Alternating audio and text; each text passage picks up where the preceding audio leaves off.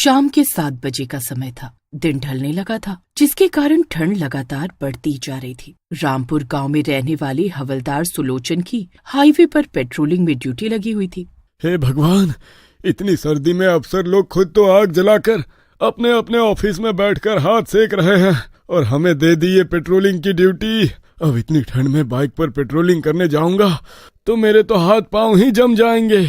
9 बजे तक तो किसी तरह हवलदार सुलोचन हाईवे पर अपनी पेट्रोलिंग ड्यूटी देता रहता है, लेकिन 9 बजे के बाद जब कोहरे और ठंड ने कहर बरपाना शुरू किया तो हवलदार की हिम्मत जवाब दे गई और वो एक ढाबे के बाहर आग जलाकर हाथ सेकने लगा। हवलदार को वहां बैठे हुए लगभग 2 घंटे बीत गए थे। उसकी हल्की सी आंख लगी, तभी उसे महसूस हुआ जैसे किसी ने उसके मुंह पर एक जोरदार तमाचा मार दिया हो। हवलदार सुलोचन की चौंक कर आंख खुल जाती है और वो इधर उधर देखने लगता है, लेकिन उसे अपने आसपास कोई नजर नहीं आता। लगता है मुझे कोई वहम हुआ है।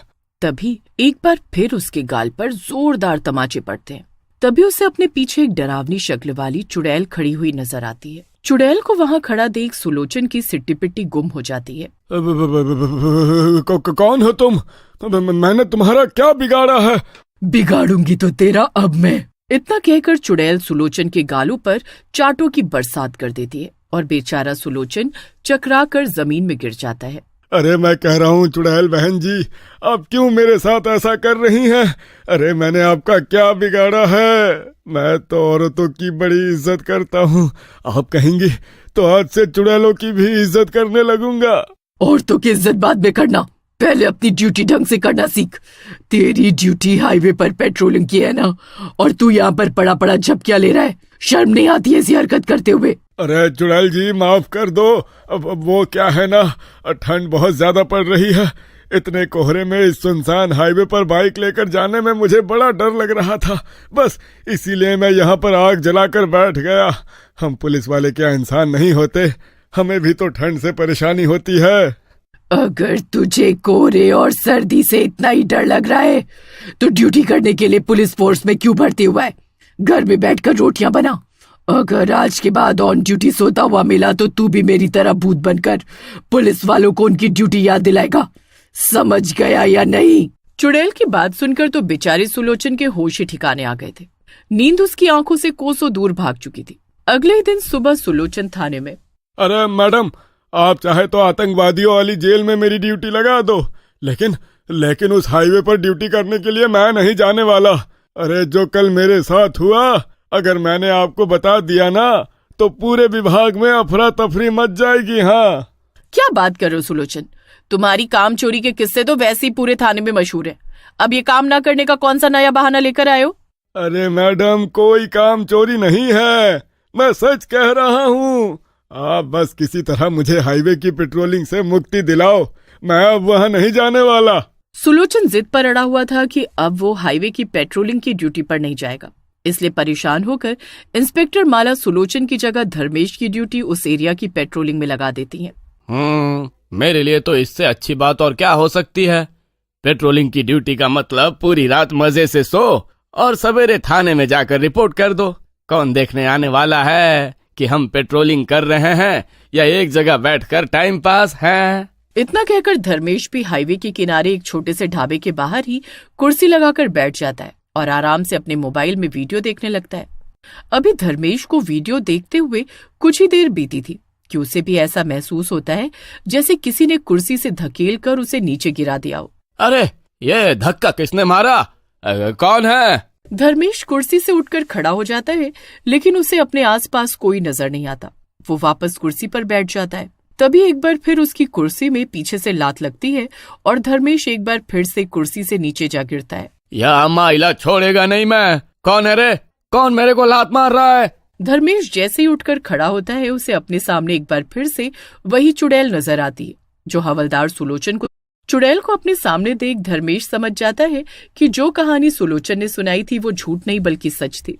इसलिए धर्मेश आव देखता है न ताव और सर पर पांव रखकर वहां से भागना शुरू कर देता है। लेकिन तभी अगले ही पल उसे चुड़ैल एक बार फिर अपने सामने खड़ी हुई दिखाई देती है। भागता किधर है रे? इतनी फुर्ती अगर तूने ड्यूटी के समय दिखाई होती तो मुझे तेरी अकल ठिकाने ना लगानी पड़ती। तब तो तू आलसियों की तरह बैठा हुआ मोबाइल में वीडियो देख रहा था ना। अब मैं तुझे बताती हूँ ऑन ड्यूटी मोबाइल में टाइम पास करने का मतलब क्या होता है। सुलोचन की तरह धर्मेश की भी चुड़ैल जमकर पिटाई करती है और मार मार कर उसका चेहरा बिगाड़ देती है। अगले दिन, अरे तू बिल्कुल ठीक कह रहा है सुलोचन, मुझे भी उस हाईवे पर एक चुड़ैल मिली जिसने मुझे मार मार कर मेरा हुलिया बिगाड़ दिया। लेकिन वो चुड़ैल है कौन और हमसे चाहती क्या है? सुलोचन और धर्मेश अभी बातें कर ही रहे थे कि तभी इंस्पेक्टर माला वहां आ जाती है। देखो, हाईवे पर जो चुड़ैल तुम्हें दिखाई दी वो कोई और नहीं बल्कि इंस्पेक्टर दीप्ति की आत्मा है। इंस्पेक्टर दीप्ति को तो जानते होगे ना तुम लोग, हमारे डिपार्टमेंट की एक होनहार, निडर और बहादुर सिपाही थी वो। लेकिन तुम्हारे जैसे कुछ निकम्मे कामचोर पुलिस वालों की वजह से हमने एक काबिल ऑफिसर को खो दिया। इंस्पेक्टर दीप्ति इस दुनिया से चली गई, लेकिन वो अपना फर्ज अभी भी निभा रही है। उस हाईवे पर आज भी उनकी आत्मा भटक रही है और वो वहां पर होने वाली छोटी से छोटी गतिविधि पर नजर रखती है। लेकिन मैडम, हुआ क्या था इंस्पेक्टर दीप्ति के साथ? कई साल पहले की बात है।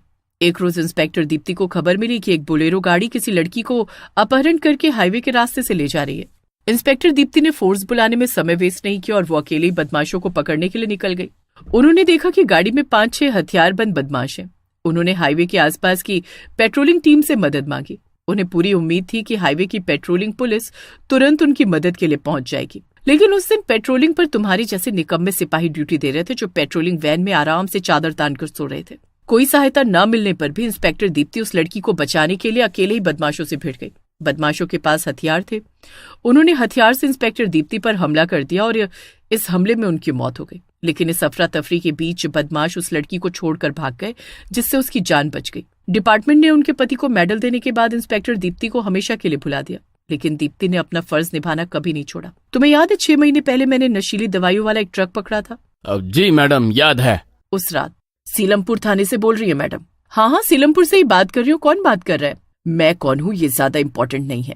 सीलमपुर हाईवे पर एक सफेद रंग की गाड़ी आ रही है जो आधे घंटे में रामपुर का नाका पार करेगी।